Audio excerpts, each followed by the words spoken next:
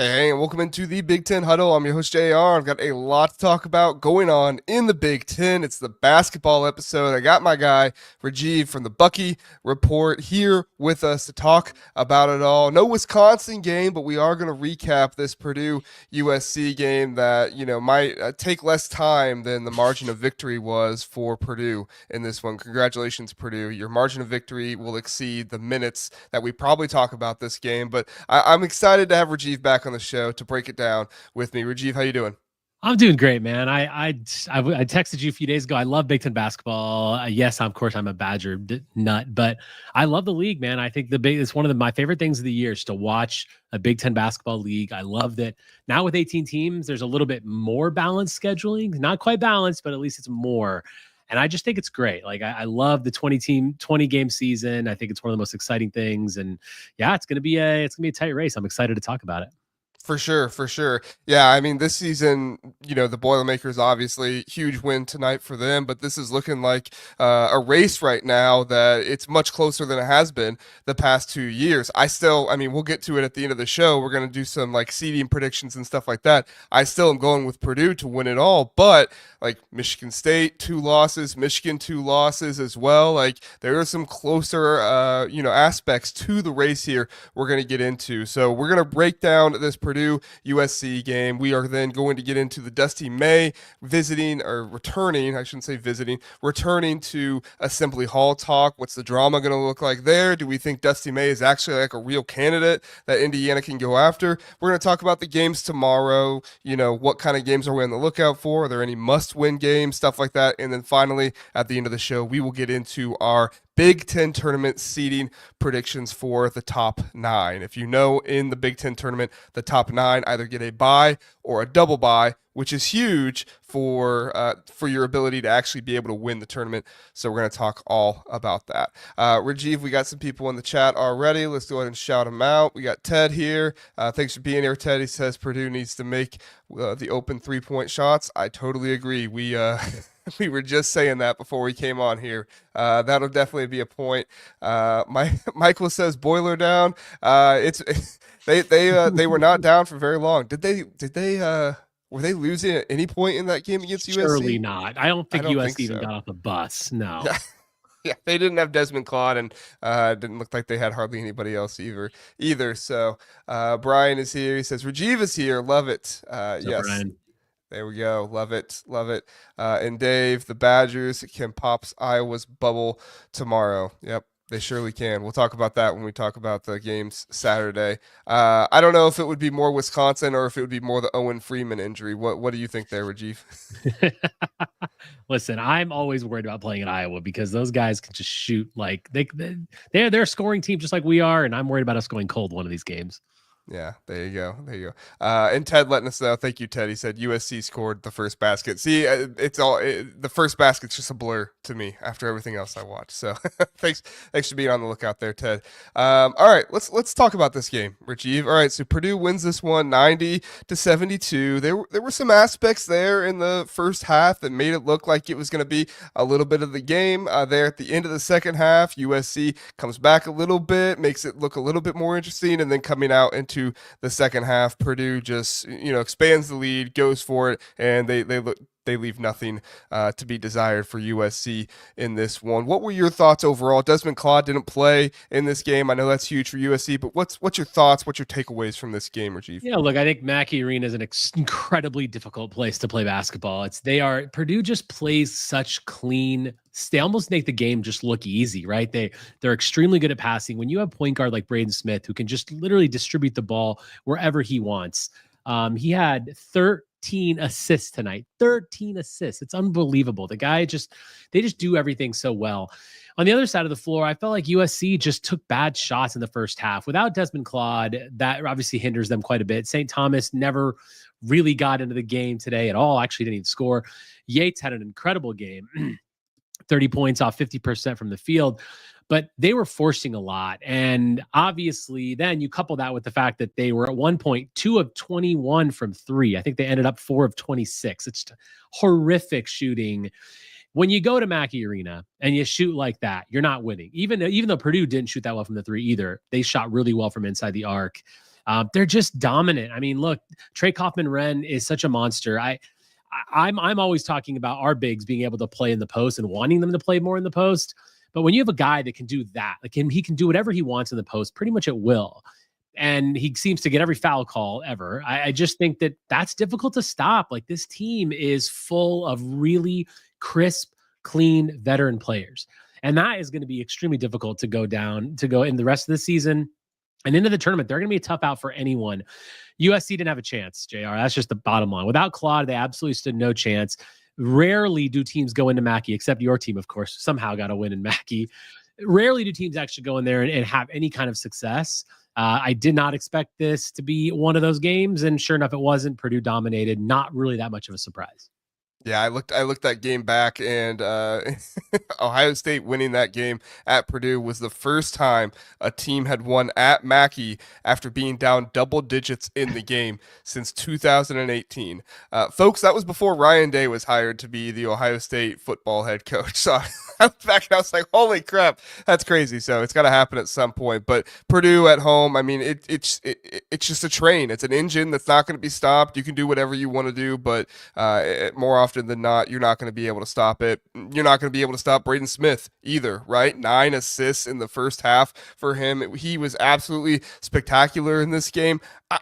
It kind of is maddening to me watching a team like USC play Purdue, because I do feel like there are things when I watch Purdue that you can do to stop this team. Now, teams have done that and they've not been able to stop them. So, credit to them, obviously, to those. But I'm watching this USC team. They're sitting back in a zone. They're not getting physical at all, and they're giving Trey Kaufman-Renn arm's length around every. Like, at one point, they had Trey Kaufman-Renn triple teamed, but they were all triple teamed at arm's length around him, and I was like, get up in his grill, get up on him, right? Like, I know he's not going to shoot a jumper, but still, you got to get physical with him. And Braden Smith as well, you got to get physical with him. But credit to them, anytime USC did try to get into it with Braden Smith, he had a no-look pass. He had something behind the back. I mean, he was putting on a show tonight for those Boilermaker, those Boilermaker fans in the stands. It was something to watch. It was something to behold, and it felt like every single time they couldn't get something down low to Trey Kaufman-Renn, kick it out. Fletcher Lawyer's there somewhere, right? Fletcher Lawyer in this game has 9 points. He only hit 1 3, but 3 for 4. And you got production from the other guys in this one as well, which you love to. Oh, I apologize. That was the first half. Fletcher Lawyer had 14 points. He was 5 for 11, 2 for 7 in the game. But, I mean, you got production from outside of just them as well. Jakari Harris had 7 points. CJ Cox had 7. 8. Caleb First had 9 in this one. Like, your only way to beat Purdue is to stop everybody else around the big three, and then you have a chance. But if you can't stop the big three, and you can't stop who's outside the big three as well, good luck. It's curtains. And the other thing is, like, every time there was a stop, they out rebounded USC 48-31. They had 17 offensive rebounds, like, every single time. Now, and USC had their fair share. They had 12 offensive rebounds, like 4 of them on one possession or something. But I mean, really, like, and boy, do they work so hard. Like, Kaufman-Renn rebounding the ball. There was one rebound where he actually, like, he jumped literally across the lane into the air. Like, he's so athletic. And he can get those athletic rebounds, which is something that I, as a Badger fan, really want. Someone who can athletically rebound onto my team. And we don't really have that, but these guys really do it. And it's an extremely tough weapon, because when they do have, they shot 6 of 26 from 3. It didn't matter, though, because when you get out 17 offensive rebounds and you get second chance points with that kind of a roster, you're going to be toast. Like, there's nothing you're going to be able to do. And I don't know. I mean, this is going to be such a tough out for teams in the Big Ten tournament and the NCAA tournament. But yeah, they're brutal. I mean, they're a brutal team. Listen, there was a reason this team was in the final in the national championship last year. Yes, it's a lot of it was Zach Edey, but a lot of it's these other pieces on this team that are still there. And they are definitely going to be a threat to be a Final Four team again. Well, I think it's a lot of credit goes to, one, Trey Kaufman-Renn, but also Braden Smith last year, right? Like, everything everybody said was, well, you don't have Zach Edey coming back, so let's see what happens there. Well, Braden Smith doesn't have easy passes to Zach Edey to, get easy assists, and that was kind of what everybody was saying. I didn't fully believe that, but I did think it was a talking point, and I thought it was something that needed to be considered. I mean, 2-time National Player of the Year, you're losing him. Like, sure. You don't just you don't just plug and play for that. But I mean, credit to Trey Coffin-Wren, his ability down low, his athleticism, everything you talked about. Credit to Braden Smith. He's not just passing to Trey Coffin-Wren. He's finding other guys on the floor as well. And I think the biggest credit to me goes to Matt Painter. The biggest issue for this team was the 5 spot at the beginning of the year. Jacob Danielson, he goes down early on in the year. Will Berg, you hope you can get something from him, but he's just a foul machine. He can't stay in there for any long. I mean, efficient shooter, but he was just a foul machine out there, so he couldn't stay in very long. And then Caleb Furst, who did close to nothing for you last year, comes in and he's basically saved the front court of this Purdue team. That's not to say that Trey Coffin-Wren hasn't done a good job, but Trey Coffin-Wren is playing out of place when he's at the 5. On defense, he's getting too worn down going up against better bigs at the 5, and so you're not getting as much from him on offense. Now, Caleb Furst playing so much on defense and doing so much for you allows Trey Coffin-Wren to be more of that offensive force at the 4 for you down low. So I think there are so many things about this team. If you ask me today, who's my pick to win the Big Ten, it's not even close. I'm picking Purdue. Braden Smith, Big Ten Player of the Year. Like, it's just the way it is. Unless they have some type of fall off that will need to be studied for years to come, this is your best team in the Big Ten this year. I don't know if they have the best chance to go deep in the tournament. We'll see. I think there's some other teams out there that if they match up with them, it could be a difficult matchup for Purdue. But again, I've also thought there's easy ways to defend against Purdue and other teams don't do it. So who am I to judge and predict? Yeah, I mean, I was talking to a Purdue friend of mine during the game, and he was saying that long guards that can add some length and can really frustrate Smith are really what they struggle with. And there's not a lot of those in our conference. And yeah, you have to disrupt what Smith does to really make Purdue's offense go into a bit of a shell. And look, they can have shooting days like they did today. I mean, Lawyer's a good 3-point shooter. He was 2 of 7. It wasn't like a great day for anyone out there from the 3-point line, but they're just so lethal down low. And what you said about Furst and Coffin-Wren is totally right. I mean, him being able to be that kind of a 4 that can focus on his offense and not really having to first bring so much of that 5 power in there that Coffin-Wren really can do what he needs to do. And he can really be that low block scorer and in different ways. And that's just such a weapon. And yeah, I mean, I don't disagree with you. I've kind of been back and forth on who I think is going to win the Big Ten. I'll tell you at the end of the show, but this is a really, really difficult team. And it's too bad for USC. It was one more, another welcome to the Big Ten. All those West Coast teams, boy, they had a rough season in football. They had a rough season in basketball. This is a tough league. And I think these guys are realizing it pretty quick. Yeah, Oregon did pretty good in football, but here in basketball, ever since they got into Big Ten play, not been nearly as good for them. It's actually been Michigan State. We'll talk about them when we get to the Oregon matchup, but it's been Michigan State. They struggled going up against USC and UCLA on that kind of LA road trip over there they had. So there's a whole lot of parity in this conference. I love it. I think there's a whole lot to look at to be excited about. But yeah, we'll move on from the Purdue USC discussion here and get into the Dusty May heads back to Assembly Hall. There were rumors before Mike Woodson was talking about stepping down that the IU fans were going to boo Mike Woodson and cheer Dusty May. That's a little sad to me. I get it if it's like just some like no name, like if it's Archie Miller or something like that. But and again, I've made myself clear on this show. I don't think it's bad for fans to have expectations. I just think it's sad when a player, like a person did so much for you as a player, they try to come back and coach, and it doesn't go well, and they are received the way they are by the fans here. The way they have ever since pretty much the Illinois game at home. So I think it's going to be very interesting to kind of watch everything that's going on. I was trying to see if my in-laws would give me their tickets to this game so that way I could go and kind of like scout and see what to look at. But unfortunately, I cannot go to this one, so I'll have to rely on their information after the game. But I mean, Rajeev, like, you tell me, like, is this an interesting storyline to you? Like, can you see something possibly happening here? Like, or do you put much stock in the drama of like May returning, possibly going to be the head coach? Like, what's your whole thought on this situation? I think it's a little overblown myself. I don't really put too much stock into it. I mean, look, Dusty May he's never even coached in Indiana. Yeah, he was a manager there. Yes, he coached under, guys like Mike Davis, but he's an Indiana boy. He went to school there. He was a manager. I get it. But I just don't. I feel like whether or not he goes there is obviously the next thing we're going to get into. But I don't really see that big of a story that comes from it. I don't put ton of stock into it. Indiana. I'm from Indiana. I'm from Lafayette, actually, where Purdue is. Indiana fans have always just kind of annoyed me to an extent. I just think they're very like entitled about their basketball program, and I get it. And sometimes like the way that they're treating Woodson, and I look, they're having a bad season. They're underperforming for sure based on the roster that they have.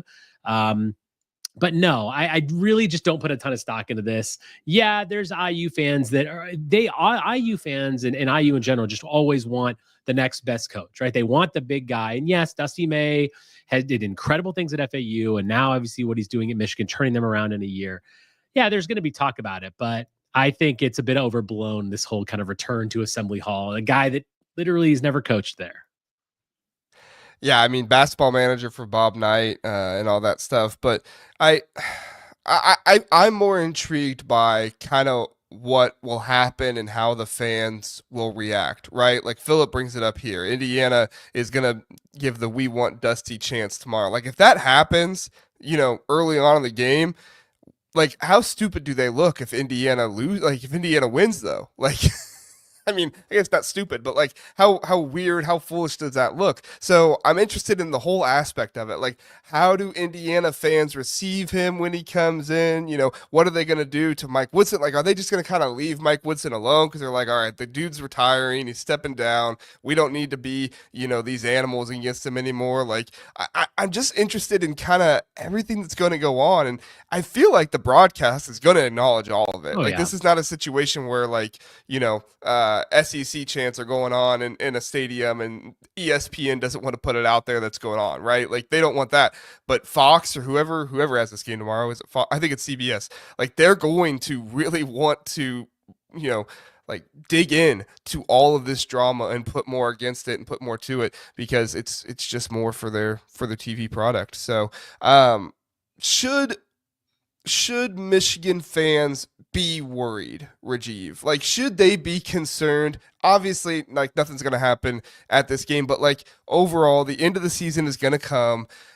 Should they be concerned about Indiana possibly coming and stealing Dusty May away? I will say the contract does allow for him to possibly be hired away. Like that buyout isn't so big. I forget exactly what it was when I saw it. I was like, okay, that's not the biggest buyout in the world. Like a rabid school like Indiana could go after him and pay him more money. Like, should Michigan fans be concerned here? Or are you kind of like, I don't see it happening? What's your thoughts?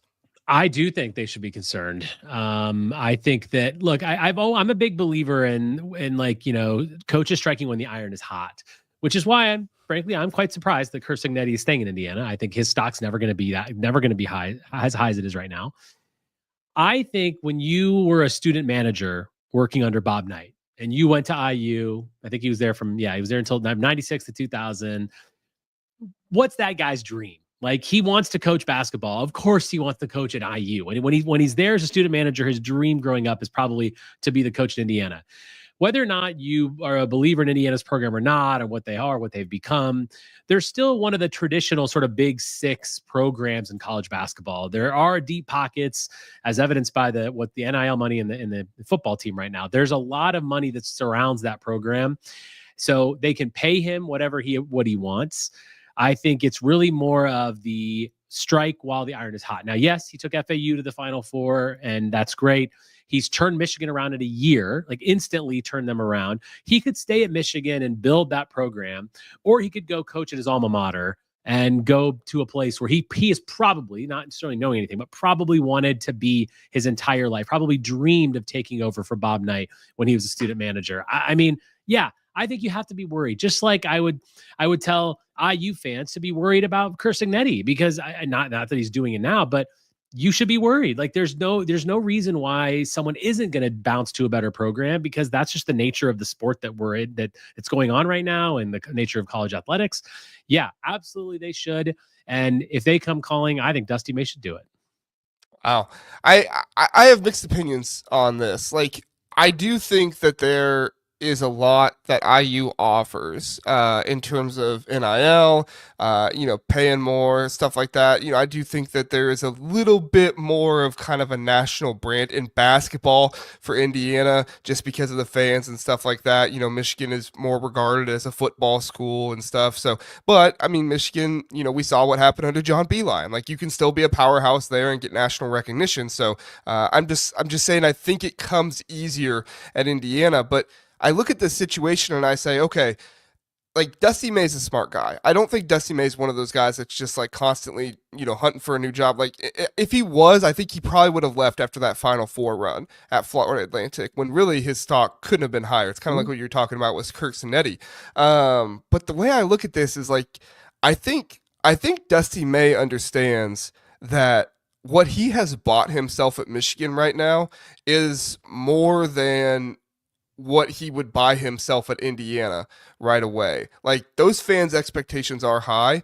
Again, I don't think fans should lower their expectations, unless it's just completely astronomical. Like it's a failure if you don't win the NCAA tournament. But I do think that Dusty May has bought himself a good situation here at Michigan where if next year they're last place in the Big Ten, people are going to look at it and say, okay, that year sucked, but it's okay. We were near first place last year. Dusty May can still do this. Whereas you go to Indiana, you're last place in the Big Ten in Indiana. Like they're not going to say, "Oh, well, he did well his first year at Michigan." Like they're not going to be saying that. They're going to be all over him. So I do think it's a bit of a double-edged sword. I would be concerned still if I'm a Michigan fan, just because of any time there is somebody who has possibly more NIL, possibly more ability to pay them more than somebody else. Like I would always be concerned about that. But as far as I'm concerned, like. I think the smarter decision for Dusty May is to stay at Michigan. Like I think ultimately that's the smarter decision, and I think Dusty May is a smart guy. Unless IU just completely blows him out of the water and says we'll pay you, millions upon millions upon millions. Which if they do that, you better hope it works out. It's a good point. I think you bring up good points there because obviously he bought himself a good situation, as you said. He's not going to have. I mean, yeah, he has so much sort of capital built up in one season so far. Anybody was going to do better than Jamal Howard. That was a disaster. Yeah, look, I think. Jawad Howard, you mean? Yeah, sorry. Yeah. I don't know why I said Jamal. You're good. Yeah, I think that like that he was really bad. My gosh, I wanted him to stay there. I didn't want Dusty May to go to Michigan. They almost gave him a second year. That's the thing too. Like it's like, okay. Yeah. Crazy. I don't know. Go ahead. Sorry. I think that, I wouldn't surprise me if he didn't, because I totally hear you on staying in Michigan and building upon what he's done so far. But there is still like this, there's a cachet, like there's a thing when it comes to Indiana basketball, especially if you grew up in the state and if you went to school there, you really have that in your blood. And I think there is something to that. It's the same thing that I always say, not that you guys want him now, but like I talk about Luke Fickell all the time about like eventually maybe if Ryan Day loses to Michigan more and more, and eventually Luke Fickell can actually do something at Wisconsin, we worry about that because you kind of want to go back to where things started for you. So I wouldn't be surprised, honestly, either way that he does it, but I do think you make good points about for reasoning for him to stay. Yeah, there's always the draw of going back and stuff like that. It's funny. Somebody else said that to me right before Ryan Day got his extension, and then we found out his buyout is like $90 million or something like that. And it's like, all right, none of these teams that have old Ohio State alumni need to be too worried, because even if Ryan Day's last place in the Big Ten, they're not getting rid of him with $90 million buyout. That's not happening. So, all right, few comments really fast, and I'm gonna play a game with Rajeev, and then you guys in the comments can participate as well. There we go. John says, thanks for being here, John. He says, we're not getting Dusty. Maybe. I'm not sure. Dave says Bobby Knight is not coming back. Iowa needs to lower expectations. I do think that like expectations at the beginning, I think Indiana fans have been pretty realistic. Like at the beginning of Archie Miller and at the beginning of Mike Woodson, like they were pretty realistic, but it's just kind of as time goes on, it's eventually like, what's going to happen here? And I think Purdue being good doesn't help with that either, because you look up north in your state, and you're like, well, these guys are winning the Big Ten 3 times, like in 3 times in a row. When we can't even get ninth place, like, come on. Yeah, I mean that obviously gives them a lot of ammunition to continue their booing and all their issues they're having because yeah, I mean it definitely makes it a lot harder when you've got that team up north doing what they're doing. Yeah, for sure, for sure. We got Terry here. Terry, thanks for being here. He says, hey, JR, just joined for the record. We want Brad Stevens, but that's a pipe dream. Yeah, I think it's funny. Every single time I see a coaching hot board, it's always like Brad Stevens at the top, and it's like I'm putting this here because Indiana fans want me to put this here, but everybody knows this isn't going to happen. Let's move on to the next thing. Right. You're right. Everybody wants him. Everybody wants him. Steve, thanks for being here. Steve, he says IU probably has the least restriction.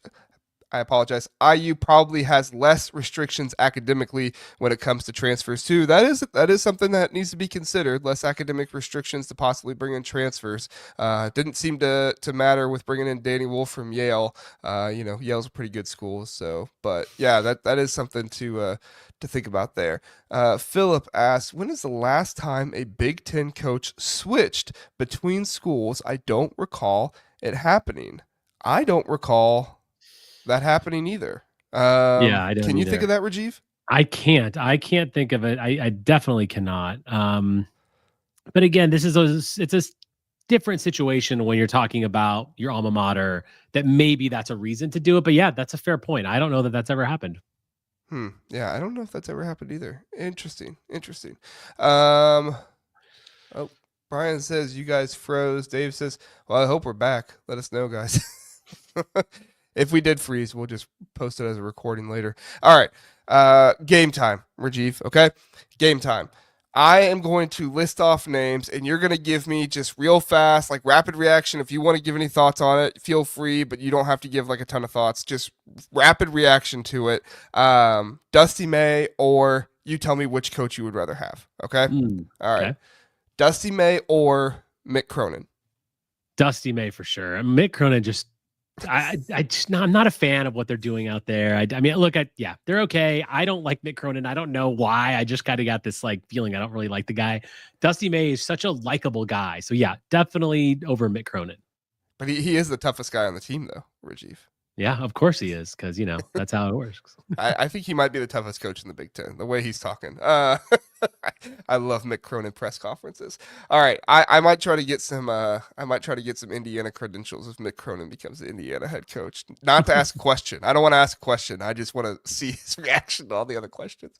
Okay, Dusty May or Randy Bennett. Randy Bennett is the coach of St. Mary's. If people aren't aware, which one?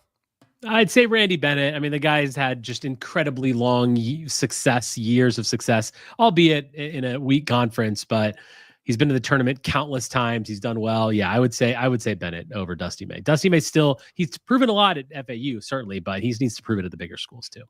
Yeah.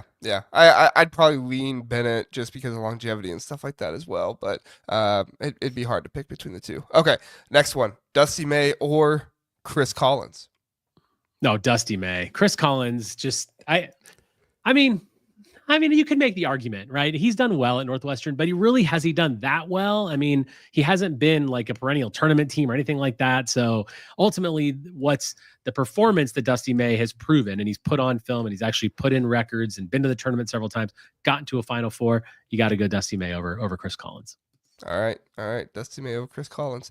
Kent would be very mad at you if he heard you say that. So. I know. Sorry, Kent. All right. Dusty May, or this is a pretty controversial one. I've heard a lot of people go back and forth on this one. Scott Drew. That's a tough one. That was actually, I saw this list ahead of time, and I struggle with this one because Scott Drew's done really well at Baylor, obviously. I mean, he has a national title to his name. I'm probably going to go Scott Drew, honestly. I mean, I feel like that with just the overall sort of cachet, what he's built and what he's done throughout his career. Yeah, I'm going to go Scott Drew on that one. All right. Yeah, I think if you have a national championship, it's hard to go with anybody else. Even though Scott Drew's not had the greatest years following that. All right. Dusty May or Chris Beard out of Ole Miss, former Texas head coach. I think a lot of people are aware of the scandal, whatever happened there at Texas that brought him to Ole Miss. But Dusty May or Chris Beard? I'd go Dusty May over Chris Beard. Yeah, Chris Beard doesn't really, nothing that he's done has really impressed me very much. He's also a guy that I feel like the next guy too we're going to talk about. I just feel like they're going to stay in the South. I don't really see him coming up to the Big Ten, so I'd go Dusty May. Okay, all right. I think Chris Beard is intriguing to me. Chris Beard, his he's done pretty well at Ole Miss, and I've been surprised by that. I thought he might go there and kind of, bolt as soon as he can after that. But he's been there 2 years now. This is his second season, and he's been okay. What are they this year? 17-6. Yeah. They're projected as I think a 5 seed right now. Yeah, they don't have a single loss other than quad 1 losses this year, which in the SEC, basically every team you play is quad 1 team. So it's hard to lose to anybody but quad 1 teams. All right. All right. And then my final one I have for you. And then if anybody, I guess, in the chat wants to say one, maybe instead we can do that and discuss it together. But Dusty May or Buzz Williams, Texas A&M head coach. Yeah, this is funny because I have read a couple things already that he's already being sort of talked about for that job. I'm still going to go Dusty May. Dusty May to Indiana to me still makes a lot more sense than probably does for other people. I just think that at the end of the day, Indiana is going to need someone who knows that school. Now, again, he hasn't coached there, but I do think he kind of brings back a little bit of sort of cachet behind his name and everything he's done so far. And I still think Dusty May is a better hire than Buzz Williams. All right. We do have a couple mentions in the chat, so let's discuss them really fast. John says someone mentioned Rick Pitino. My Dusty May or Rick Pitino. I have a hard no on Rick Pitino rule in my life, but that's just my rule. Rajeev, what say you? Oh yeah, no, total hard rule against it. I mean, I feel like you're inviting scandal and stuff that you don't want to be a part of. I'm just not. No, definitely not. If it was my school, it would be such an easy answer. Absolutely no on Rick Pitino. Yeah. I agree. Philip says Ben McCollum. If you don't know who that is the current head coach of Drake. He took over for DeVries, I think was his name. Is it Tucker DeVries or is that his son? One of the two. He was at Northwest Missouri State for 15 years before going to Drake. I'm going to be honest, Philip. I don't know a whole lot about Ben McCollum. I'd probably go with Dusty May just because I've not heard of a Final Four run or anything like that for Ben McCollum, but maybe I'm just uneducated. Yeah, I don't know a ton about him either. He's a young guy. I think that's maybe one of the draws because you see like a young coach that's kind of up and coming and doing well. But yeah, I don't know enough about him to really have an opinion. Yeah. There was somebody else. Terry says Dane Fife. I believe he's a current assistant at Indiana. Dusty May. Yeah. I mean, he at the end of the day, Dusty May took FAU to the Final Four. I feel like that's all Indiana fans really need to know. I mean, of whether they'd want them, right? Dane Fife, certainly again brings that Indiana history, but not much else. It's certainly not much success at the head coaching level. Yeah. Brian says Ion College basketball brought up talking about McDermott. He's at Creighton, right? Creighton. Yeah, he's at Creighton. Yeah. I mean, look, he's a great coach. Obviously, they've had a lot of tournament success. That would be a name that wouldn't surprise me if anyone wanted. If McDermott was ready to leave and go somewhere else and go to one of the bigger programs, that wouldn't surprise me at all. In fact, I might take McDermott over Dusty May. Really? Yeah. I think I'd go with Dusty May, but honestly, if I looked into it, I wouldn't be surprised if I went with McDermott. Just first reaction, I'd probably go May, but yeah. Philip says Will Wade. I'd probably go May just because all the scandal stuff and everything. Mm-hmm. Yeah, agreed. Dave says Rick Pitino's son, Richard Pitino. I think we saw him in Minnesota. I'd go with Dusty May. Not successful, not good. Now, I will say Minnesota, it's hard to be successful at the basketball program in Minnesota. Not a whole lot of resources there and stuff, but I'd still go Dusty May. So last one. This is an interesting one. Florida head coach Todd Golden. He's got Florida this year at 19-3. Now they've only played 7 quad 1 games, but still, I mean, pretty impressive what the Gators have done this season. You going Dusty May or Todd Golden here?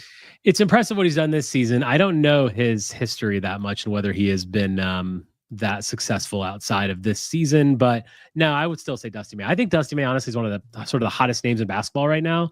And again, like I said at the beginning of the show, strike while the iron's hot. If you're going to get him, now's the time to get him. Yeah, Todd Golden was at San Francisco. He had some of those good years going to the tournament, and I think didn't they lose to the 16?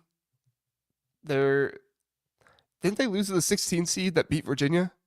Was that San Francisco, or did they beat the 16 seed? They didn't. UMBC. They didn't beat the 16 seed. They I didn't don't beat know. them. Okay, so they must have lost to him, if I'm I'm not remembering sure. correctly. Yeah, no, I just remember. I remember that Virginia team losing to UMBC, and then they beat some other coach. Yeah. Anyway, all right. Sorry. I think that's a good discussion there. Not really sure where else we can go from there, other than Dusty May. If Illinois, if Indiana can get him, I think it's huge for them. We'll see if it's going to happen. We'll see what the drama is and everything else going into the game. So everybody, we are going to be right back. We are going to watch a CBB Analytics commercial, and then we'll come back and we'll talk about a preview for the games tomorrow on Saturday. Stay with us. CBB Analytics isn't just another stat site, it's your ultimate destination for in-depth college basketball analysis used by fans and even the coaches. It has comprehensive stats for men's and women's basketball across Division 1 through 3, dating all the way back to 2018. From shooting percentage to game recap, CBB Analytics has it all. Try CBB Analytics for free or pay for a tier to take your basketball knowledge to the next level. Back here on the Big Ten Huddle, use code HUDDLE on CBB Analytics. Save yourself $30 off your purchase there. So if you use code HUDDLE, HUDDLE, you can save $30 there. Please do like and subscribe. These basketball shows have turned into kind of just spot whenever we can throw them up there. If there's only one game a night or something like that, just because of how crazy the Big Ten schedule is. So anytime we do them, we do always have our Big Ten basketball power ranking show on Monday morning. Me and Kent go through that there, so you can always catch that. But other than that, basketball shows are just kind of spot up and be looking out if we schedule that episode after a game or something like that. So all right, our Saturday preview, Rajeev. We have a good amount of games, 6 games overall tomorrow going on. Your Badgers are going to be facing Iowa at Iowa. At Iowa, not always an easy place to play at. We obviously have the return of Dusty May to Indiana. Oregon goes to Michigan State. I think that's a game that Oregon needs and Michigan State needs right now as well. Both of them on losing streaks. Illinois, I think this is a sleeper game. Illinois going to Minnesota. Look, I'm not trying to disparage Illinois here, but we saw what happened when Michigan went into Minnesota, and Minnesota almost took down Ohio State too. If it wasn't for a terrible foul at the end of the game, like this is a Minnesota team that would have had a win against Ohio State as well. So many people just look at Minnesota as a terrible team. I get it, but they got some star players. Dawson Garcia, good player. They got some guys in the front court that can make something happen too. So Rajeev, which games are you looking forward to the most tomorrow? Well, certainly Michigan, Indiana. We've already talked about that one a lot. That's certainly one that's interesting to me. But yeah, Michigan State, Oregon. Oregon was a team that was ranked in the top 10 for a minute. They've had a bit of a losing streak. So is Michigan State. And I think that that's an intriguing matchup, not because I really necessarily expect it to be a loss for Michigan State, but it is an intriguing matchup to see sort of how Oregon does in that kind of an environment and how Michigan State can respond after losing to 2 West Coast teams. They're reeling a bit. You're looking back at the standings. You're looking, all of a sudden Purdue's caught up to you completely. Michigan's right there. Like there's just a lot going on. And I think ultimately the top of the conference, you look at Michigan State, you look at Michigan, those are 2 really intriguing games for me. And honestly, the Badgers as well. Obviously for me personally, that's intriguing. But look, we put 116 points up on that team recently. They're ready to come after us. They can score a lot of points, and we definitely can score a lot of points. But we also have some issues defensively, so that's going to be another. And any game on the road is super hard. So yeah, a lot of good matchups though. Yeah, I like Wisconsin more with Owen Freeman out. Sure. You've talked about some of the issues with down low, the rebounding and some of the defense that can happen down there. So with Owen Freeman out, I like that better there. But yeah, I mean, this is still an Indiana team that has Peyton Sandfort, who has NBA level talent. We'll see. I think he probably would have been drafted. he probably would have been drafted higher this past year than what he's going to get drafted this year. But overall, like this is still an Iowa team that has Josh Dix. They have a couple point guards who do pretty well too, and Brock Hardy and Drew Thelwell. So a lot to look out for there. Rajeev, I wanted to bring this up to you. So I didn't put this in the notes. I kind of just wanted your like honest reaction here. So Oregon right now sits at 16-7 on the year. There are how many? 1, 2, 3, 4, 5, 6, 7, 8 Big Ten teams that are in the top 30 in net. Oregon is not one of them. Oregon has the most quad one wins in the conference at 8, more than Purdue, more than Illinois, more than Wisconsin. Like they have 8 quad one wins, the most, but they're all the way down there at 35. Do you think like Oregon deserves more credit, or are you kind of buying into this kind of slouch run that they've had lately, not doing so well? I think they're 6 of their last 7 are losses. Like it's been a brutal stretch for Oregon. The loss at home to Illinois, getting absolutely blown out like that was a terrible look as well. Or are you one of those people that's like Oregon is better than this, we're not giving them enough credit, or are you one of those people that's like this is who they are. This is what we've seen from this Oregon team. I'm going to start believing what they've showed us in the Big Ten and not what they showed us in their out of conference. What's your thoughts? For sure. I definitely lean more towards this is kind of what they are now. And I equate it back to what happened to my team last year and having a stellar non-con, a stellar January. Then we went in to do a tailspin in February. We still ended up having a decent end of the season. We Purdue in the tournament. But yeah, I think ultimately it's what have you done for me lately? The conference is the conference. Like this is the league that Oregon's in now. They're struggling mightily to get wins out of it. I think they're 5-7 in conference. I think because that might be right. Yeah. Maybe I'm not. Yeah, that's unbelievable. And they're just not performing. They're not doing what they need to do. They're not playing well. They're all the measurables, all the little things that happen in these games. They're just not doing. Yeah, they've got the wins on their schedule, no doubt. But ultimately, if you can't sustain that for the college basketball season, you are what you are right now. And I do tend to believe that this is going to continue to get worse before it gets better. This team very well might have that many quad wins and honestly miss the tournament because you got to get to 10 wins. If you got to really be 500 in your conference. No, you don't have to, but that's kind of been the measuring stick for a long time.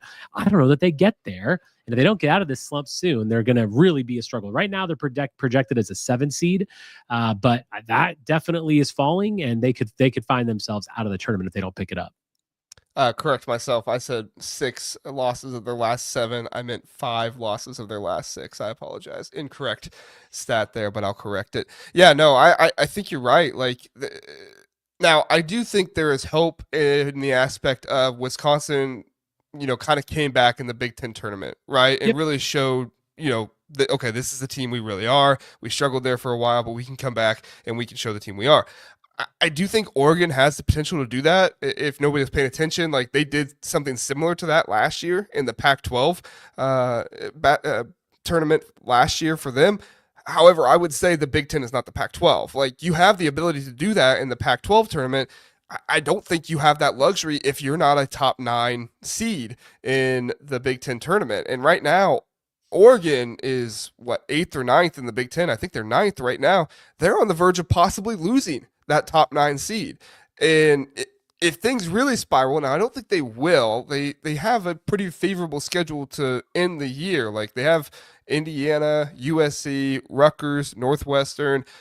It's at Iowa, at Washington, but still, like you should be able to win a good amount of those games. But like I was texting Sonny and Kent about it. Like, could Oregon miss the Big Ten tournament and still make the NCAA tournament? Like, if they miss the Big Ten tournament, could that happen? If they miss the Big Ten tournament, there's no chance they're making the NCAA tournament because if that happens, that means they would end the year with like 7 or 8 Big Ten wins and 12, 13 losses. You're not making the tournament with that kind of conference record. I just don't see that happening. Yeah, their schedule definitely lightens up after this. They got Northwestern Rutgers at home, and then their March is easy. You're right. USC, Indiana, and Washington. They could win them, but listen, like this team, this league has shown that at any moment these guys can lose. And would not surprise me they're going to have to get to 10. Their magic number's got to be 10 wins in conference. Yeah. Yeah, they need to get 10 and possibly 9, but 10 needs to be the goal. Yeah. Philip believes Oregon covers the spread tomorrow, and he says it's because Oregon needs Biddle to play well, and MSU has terrible bigs. He also believes Dana Altman has earned the trust to turn things around. I tell you, I don't think this is a Dana Altman issue. Like, I see Dana Altman on the sidelines. He's getting ready to pull his hair out Mhm. sometimes because I do think he's coaching these guys up and he's telling them what to do. But Jackson Shellstad is going out there and just chucking up shots, and then Nate Biddle gets down low and double team hits him, and he's like, "What do I do?" Like, they've coached these guys up. I'm confident in that. Dana Altman is no slouch. He's had a long career. He's one of the winningest head coaches, active or otherwise. Like, he's a really good coach. For whatever reason, this Oregon team just panics, and when they panic, they start chucking up bad shots and they start getting bad turnovers. And overall, like, they have got to learn some composure, which I didn't think would happen with how many players this Oregon team was bringing back. But I don't know if it's just the Big Ten. I don't know if it's the physicality of the Big Ten, what it is, but this team just loses composure fast, and it's really one of the things that derails them. I think it is the physicality, and their lack of composure, because ultimately in this conference, like, you will get stomped if you're going to turn the ball over 15, 17 times a game. You're going to be in trouble regardless of who you are and how good your roster is. They're doing like I said earlier, they're doing the little things pretty poorly right now. And in this conference, you just can't do that. And we are a stacked conference. I've been talking on my show. I think the Big Ten is super deep. There's a lot of good teams in it, and every single win you can notch in this conference is a good win, especially on the road. And yeah, I mean, Oregon's just not getting over the hump. They certainly, on paper, they're one of the best teams in the conference, but in reality, and in what we're seeing on the court, they're just not there. And I think the Big Ten's getting to them, similar to where their other Southern California counterparts happen with football. They're just, the Big Ten's getting to them.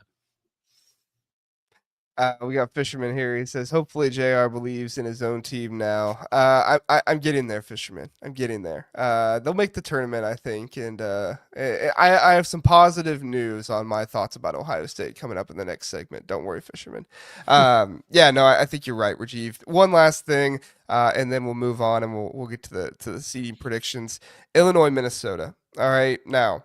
I just kind of want your overarching thoughts. I don't want to get you in trouble with Illinois fans, Rajeev, okay? But I do just kind of want your overarching thoughts here, right? Like, am I crazy to be concerned about Illinois at Minnesota?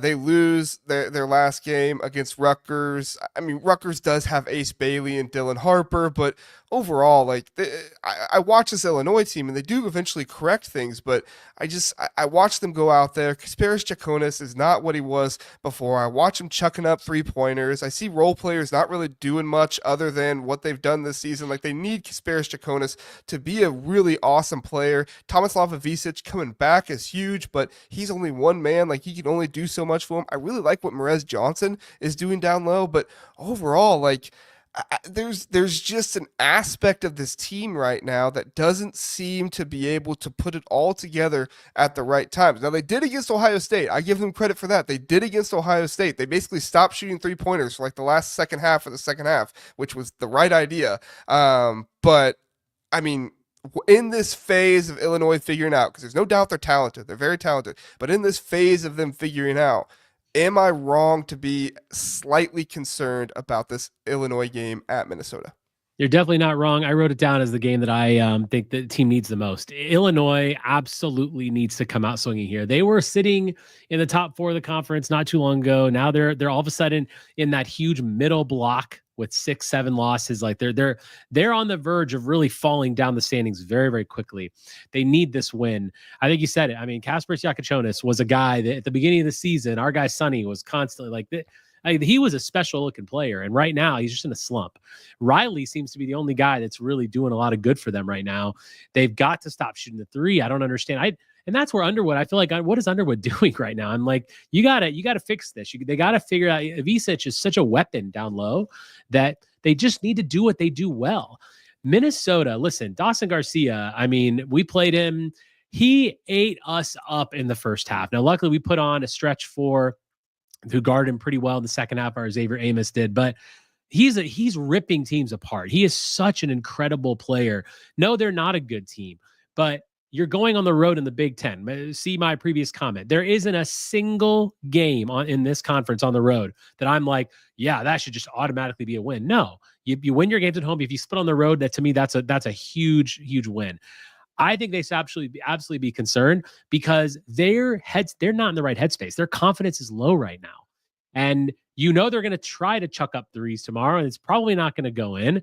And Dawson Garcia is going to frustrate the hell out of them because he's a great player. If they can't find a way to really defend him, which a very few teams can defend him well, if you can find a way to defend him, then that gives them a better chance. But the game's going to be close because Garcia is going to keep him in it, and because Illinois is probably not going to shoot that well, especially in the barn. But boy, do they need this game. I mean, you talk about that. To me, it's clear who needs this the most. It's Illinois tomorrow. They've got to get it right. The end of the season is coming faster than we know it. The Big Ten tournament's going to be here. The NCAA tournament's going to be here. And Illinois was a team that a lot of people looked at as a potential favorite in the conference, certainly a team that could go well in March. It doesn't look that way right now, and they need to get right very quickly. Otherwise, they're going to find themselves in a tough spot in a massive logjam sitting in the middle of the conference. Yeah, I mean, they're a young team. Like, I didn't think the youth would get to them as much because I felt like some of their youth was, experienced players overseas and stuff. Like, but it's clear that some of this stuff right now, I mean, it's a long season. It's getting to some of these players, and this is where Brad Underwood's coaching is the most crucial right now, right? You have a team that doesn't have as much confidence as they had earlier in the year. I hear him during the press conferences. He's doing his best to instill confidence in these guys as much as he possibly can. They're going to get right eventually. They are going to get right eventually. You just have to get right at the right time, so that way you're set up well for the end of the season. Would this be your upset pick, Rajeev? If you had to pick an upset tomorrow, would that be your upset, or would you go someplace else? No, actually, I don't think it's gonna be an upset. I think Illinois will get it done tomorrow. So I don't even want to tell you my upset pick will be. I'm worried about my own game as a potential upset pick, and that always scares me. Ultimately, if I was picking one upset, it would be Indiana. I think Indiana's going to get it done. They need a quad one win so bad. And I think their fan base is going to be, hopefully they're going to be up for it. They're not going to be booing, but I do think Indiana actually gets the upset over Michigan. Yeah. I like those picks. If I had to go with an easy one, I'd say Northwestern over Washington, but that's also because it's, a 1.5 spread, but whatever. That's like my betting, right? It's like, okay, what's the smallest spread here possible? Okay, upset. There we go. All right, everybody, we're going to run an ad real quick, and then we'll come back and we'll talk about our top 9 seeding predictions for the Big Ten tournament. Stay with us. Home Field is your go-to destination for premium collegiate apparel with a passion for comfort and a flair for vintage design. Home Field brings you gear that is comfortable and stylish. With over 150 colleges to choose from, Home Field digs deep into the archives, uncovering forgotten logos, iconic mascots, and legendary moments to create one-of-a-kind apparel. Use my code TBTH for 15% off for new customers, or use my link in the description. Back here on the Big Ten Huddle. Please do listen to the podcast. If you don't catch it live, we do have the podcast option available. Obviously, you can always go back and listen on YouTube as well. We do post cut-ups and stuff like that of the episodes too. But overall, if you want to listen to the entire live episode, just know that option is there too. So, all right, we got a good lively chat here. So I'm hoping for some chat participation here. We'll go to you guys and get your thoughts too. I apologize. I forgot to switch the graphic there. There it is. So we'll go to the chat for you guys' reactions and stuff like that too. But I want to try and nail down who we think are the top 9 seeds in the Big Ten tournament. So number 1 through 4, which currently as it stands is Purdue, Michigan State, Michigan, and Wisconsin. And then 5 through 9 is UCLA, Maryland, Illinois, Ohio State, and Oregon. There's a bit of a log jam for the 5 through 7, but if you look at total record, Oregon has the total record there, which puts them above all the other 5 and 7. So I want to try and nail down who do we think is the top 4 first, Rajeev, right? Like, do we think that this top 4, Purdue, Michigan State, Michigan, and Wisconsin, is going to hold? Do we see possibly with Michigan State having this really tough schedule, maybe a UCLA could get in there? I don't think Maryland has an opportunity with that loss to Ohio State. I think Illinois has too many losses to get back into it unless something crazy happens. Obviously, it's the Big Ten. Anything can happen. But what's your thoughts here on the top 4, Rajeev? I think that 6 losses could definitely get you in that top 4, just because Okay. these teams are going to lose some down the stretch. Maryland would have been my pick until the Ohio State game, because I was actually, like I said, I turned that game off because I was like, this is over, and somehow that happened. So I like Maryland's team, but I'm going to go with as it sits now. I think Purdue, Michigan State, and Michigan are, to me, like going to be that's clearly the top 3, at least. I mean, as of now, but I would say Wisconsin's going to be 4. We do play at Purdue and at Michigan State, which is very difficult, and I don't think we're going to win either of those games. But like I said, I do think 6 will probably get you into the top 4. UCLA is the other X Factor team that they've been playing well lately. They beat us, they beat Michigan State. Like, that's definitely, and they've got a lot of good players on that team. They've got a lot of size up front. But so I would probably say Wisconsin or UCLA to be in that 4th spot. Yeah, you guys put your top 4 seeds in the chat. I want to know what you guys think. I think UCLA has a pretty good shot. Just the way they've been playing lately, and the type of ball that they found Adea Mora, and he's really been a revelation for this team to be able to do some of the things that they're doing. The end of the season for them is not anything terrible. I mean, there are a good amount of quad 1 games there, but you get Penn State at home, Minnesota at home, Ohio State at home, USC at home, and then your road games are at Illinois, at Indiana, at Purdue, at Northwestern. Like, if you're looking at UCLA here, if they take care of business the way they're supposed to, they probably got, what do we say, 1, 2, 3, 4, 5, 6. They probably got 5 or 6 wins there. So if you got a UCLA team finishing 13-6, or 14-6, 14-6. Thank you. If you got them finishing 14-6, 13-5, like, that seems like a pretty good scenario to me. I might pick UCLA, but at the same time, I think Wisconsin has a really good shot as well. I feel like they kind of learned from the way things ended last year, and they also have a favorable schedule to end it here. As we talked about before, at Iowa, they get Illinois, Oregon at home, Washington, and Penn State at home as well, and then their road games of at Purdue, at Michigan State, at Minnesota. They got a good shot of going 14-6 or 13-7 as well. So really good opportunity here for both those teams. It's going to be really interesting down the stretch. Could you see Michigan or Michigan State kind of falling off and going downhill? What's your thoughts? Maybe, but not out of the top 4. I think that the Big Ten, for as far as who's the top spot, I think there could be certainly a discussion there. I don't see any of those teams falling out of the top 4, just because that would take a lot of bad losses really to go. Because then if you're talking about like Michigan falling out, you got to get 5 more losses. I don't think that's happening. I mean, that would be a lot. Yeah, I mean, like, this Michigan team is very perplexing to me, because, like, you made the comment earlier, you're not going to win in the Big Ten by, turning the ball over 15, 16 times a game. Michigan does that, and they still win in the Big Ten.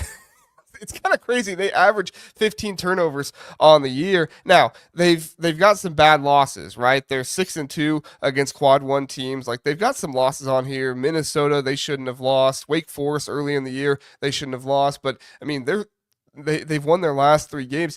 They do have a pretty rough stretch to end the season, though. I mean, you got Purdue at Ohio State. It's not the best home court advantage in the world, but Ohio State's looking pretty good right now. You got Michigan State twice at Nebraska, which we know how good that home court advantage for Nebraska is. Illinois, Maryland, like, I don't really see a gimme on the rest of the schedule for Michigan. Maybe Rutgers, but we just saw Rutgers take down Illinois. Like, you don't play your game against Rutgers, and Ace Bailey and Dylan Harper are gonna get you. So, like, I'm not predicting 5 losses for Michigan by any means, but this is a pretty tough stretch Michigan has, and Michigan State has it as well. So I wouldn't be surprised if we see one of these 2 teams drop out of the top 4.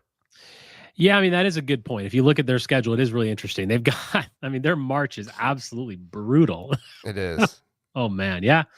I mean, we'll see. I'd be perfectly happy if one of them fell out so that we could have an easier chance of getting into the top 4. Dave's calling out now. He says Michigan's going to lose in the first round, especially if they play a team like Drake. There are certain teams you play in the first round, and it's just like you're sweating the entire time leading up to it. You're like, I'm supposed to win this game. They're a 14 seed, but I know this team is better than a 14 seed. Like, Wolf and Golden are so good. I mean, those 2, they beat the crap out of us running a pick and roll all day. I find that that's a very difficult team to beat. Like, yes, they have a lot of tough games on the schedule, but honestly, JR, if they won the conference, it wouldn't even surprise me with how good those two bigs are and how good of a job Dusty May has done there. I'm not picking that. I'm with you. I think Purdue wins the conference, but it wouldn't surprise me. Like, they have such a tough schedule, but man, they are a really good team. And I don't know that I think any of these top 4 or 5 teams that we've been talking about can make a run in the NCAA tournament. I really do. Yeah, there's a good amount of teams here that I think could make a run with, some of the specialty things they're able to do, and kind of being able to mask and hide some of their weaknesses too. So, all right, let's talk about the 5 through 9. We've got right now UCLA, Maryland, Illinois, Ohio State, Oregon. We already talked about how UCLA could possibly move up. Maryland, possibly, but it doesn't look like it with that Ohio State loss. Illinois got the 6 losses, but again, something crazy could happen, and they could find themselves at the 4 seed possibly. But I mean, where are you at here? Let's focus kind of more toward the bottom, right? Ohio State and Oregon kind of barely hanging on there for dear life. Nebraska, Indiana, they're pressing. Rutgers is pressing as well at 5 and 7. They didn't look like it earlier in the season, but now they're right there as well. So what's your thoughts here? Like, you think it's going to end up UCLA, Maryland, Illinois, Ohio State, Oregon as 5 through 9, or do you think somebody else could kind of pop in there and knock someone else out? Yeah, I mean, as far as the bottom goes, I think UCLA, Maryland, and Illinois are going to be in that mix. Ohio State, I know they've been playing well lately, but I don't love their team in general. I think they've got a lot of holes, so I could definitely see them dropping. Oregon, I think, gets in there. I do think they are kind of what they are now. They're definitely a mid-table sort of Big Ten team, but I don't think they're going to fall out of the top 9. I think they will stay up there. And I think there's a real possibility for a team like IU that again, they've had a very sort of embattled season. There's a lot going on, but man, they still have really good guys. Ballo is such a monster rim protector. Galloway can shoot. Goody can shoot. I do think IU is still a team that can find their way up into there. So I would say that Oregon and Indiana would be the teams at the bottom of that for me for 8-9. Yeah, I agree with you there. Ohio State is so difficult for me. I said after the Purdue win, I said, like, what this team did to win this game is great, but it's not sustainable. You can't just ask a player to go off in the second half, go crazy for you, and win a game, and then rely on the star player of the other team to not play as well, right? Like, you can't just rely on that to win these big games, but it happened, and then against Maryland, it essentially happened again. Bruce Thornton went off, and the big guys for Maryland didn't play as well in the second half, and they weren't able to shoot the ball as well either. So maybe Ohio State has found a bit of a formula here. I do think that injuries have really taken their toll on this Ohio State team. Jake Diebler gambled by bringing Aaron Bradshaw in, hoping he was ready for a starting 5 role. He obviously wasn't. Sean Stewart is pretty good, but he's just a foul machine. And then Evan Mahaffey has given them everything he's absolutely got, but he's such a twig down there. I mean, he's not big enough. Strength wise, he's not big enough. He's tall enough. He's just not big enough strength wise, and that's kind of Ohio State's biggest issue right now. They don't have a bruiser down low to play that 5 spot for him that can really kind of go into the china shop and break everything, I guess you could say. But I think Ohio State with the relatively easy schedule to end the year can do it. At Nebraska, this next game, that's going to be tough on Sunday. But then you got Washington, Michigan, Northwestern, Nebraska again at home. You travel to UCLA, USC, and Indiana. Like, I'm not saying all of those are they're going to win or anything like that, but like, those are all pretty winnable games. Really, the only contender you play in that stretch is Michigan, and you get them at home. So you don't play Purdue, you don't play Wisconsin, you don't play Michigan State. Like, you've got a pretty favorable stretch here to end the year. If Ohio State is able to finish in the top 9, I think that's a big reason why. Yeah, what do you think about Rutgers? Do you feel like they've got a chance to kind of climb up a little bit just because of the star power that they have there? My fear about Rutgers is that those guys are going to sort of tire out a little bit. I don't think their production will probably start to decrease as the season goes on. I was actually just pulling up their schedule to see what they've got. They've got Iowa at home, like at Maryland, but Iowa at home, at Oregon, Washington, SC at home. They go to Michigan, and they do go to Purdue. That's going to be tough, but I that wouldn't surprise me either, because again, there's a massive logjam there happening, right? So it's probably, you're looking at most likely 10, 11 losses will get 10 losses probably gets you into that top 9. But any of those 5 and 7 teams have a chance. It's the question of who. I don't think SC does it. I don't think Nebraska does it. I would say IU, Rutgers, maybe are the ones that have a chance, just because Rutgers has the star power.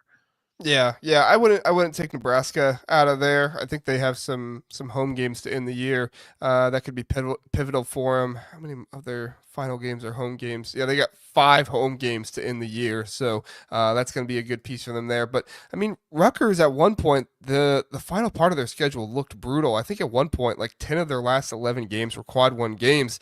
It's not looking like that so much anymore. With Iowa dropping off a little bit, they're going to go to at Washington, so that's not necessarily a gimme going there. But then they get Minnesota at home. I mean, the best thing for this team is outside of the at Washington game, all of your hard teams you play are on the road. You're getting favorable matchups at home. So if Rutgers can capitalize and beat Iowa, Washington, USC, Minnesota, and possibly make it interesting with one of these Maryland, Oregon, Michigan, or Purdue, like they could certainly do it. We'll see, but they have the power, the star power. It's just, do they have every other piece there? And then, like you said, do they have the legs to be able to finish it out and get there? At one point, we were concerned that Rutgers wouldn't make the Big Ten tournament. I think that concern is alleviated, thankfully. But I just, more than anything, I want to see this Rutgers team in March. I know it's probably not going to happen, but I want to see this Rutgers team in an NCAA tournament. I just think that would be so much fun with Bailey and Harper. Dylan Harper's back now, which is great, and he looked gassed yesterday. I mean, really gassed. So he'll come back though. He'll get his fitness up, and I think that him and Bailey are just so good, man. They're incredible.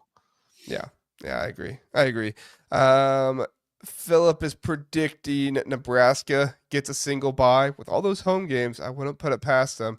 Fred Hoiberg's got himself a good squad compared to what we thought they might be at the beginning of the year. Juwan Gary and some other guys there have really, really impressed me this year. So yeah. Sorry, guys. I kind of lost my way in the comments. Not as much focusing so much on the conversation. But yeah, good comments. Really appreciate everybody being here and listening. Rajeev, you got anything else on the top 9 you want to talk about before we get out of here? I just think it's going to be exciting, man. Like I said, I love this. It's the business end of the season here. I mean, all these teams got just 6, 7, 8 games left. I mean, it's going to be really about 8 games left. It's going to be special. This is going to be a really fun end of the season.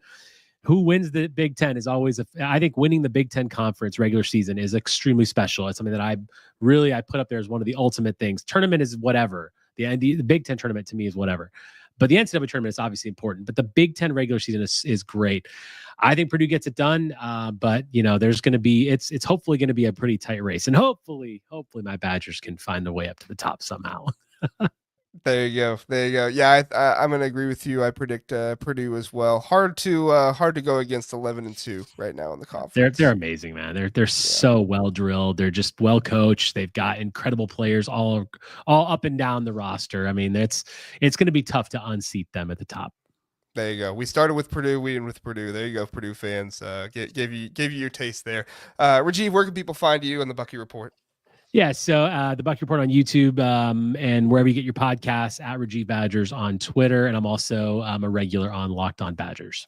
There you go. And I think we had Dave in the comments earlier saying he enjoys going over to the Bucky Report from time to time. He's a Minnesota fan, so. Oh yes, I know. Dave always has a voice on my channel, but those silly Gophers, I tell you. Anytime you can go on over to the Rivals the Rivals channel and maybe talk a little bit of smack, that's always a good time. So hey, we appreciate you being here. We don't have any SEC rivals coming in and talking smack yet, but I'm sure they'll come eventually. We actually got mentioned on an SEC podcast I was listening to the other day. That SEC podcast, the one with SEC Mike, somebody said, yeah, those stupid guys over at the Big Ten Huddle said the Big Ten is better than the SEC. And I was like, oh, wow. Okay. You called me stupid. That's fine. You mentioned me, though. That's fun. There you go. Take the win, JR. We'll take the win. All right, everybody. Thanks so much for being here. We appreciate it. My next live stream will most likely be Monday morning with Kent, and then, like I said, these are just gotta kind of be sporadic the rest of the year. I mean, it's one of those things where it's really hard to nail down times and with the way the games are played and stuff like that. So you might see us Thursday, Friday night, stuff like that. It really just depends. If there's a night where there's probably only one Big Ten basketball game, we'll probably shoot for those nights. But overall, just keep an eye out for when we go live. So thanks so much for watching, everybody. We appreciate it. Thank you to Rajeev. Go check him out on the Bucky Report, and we'll see you next time.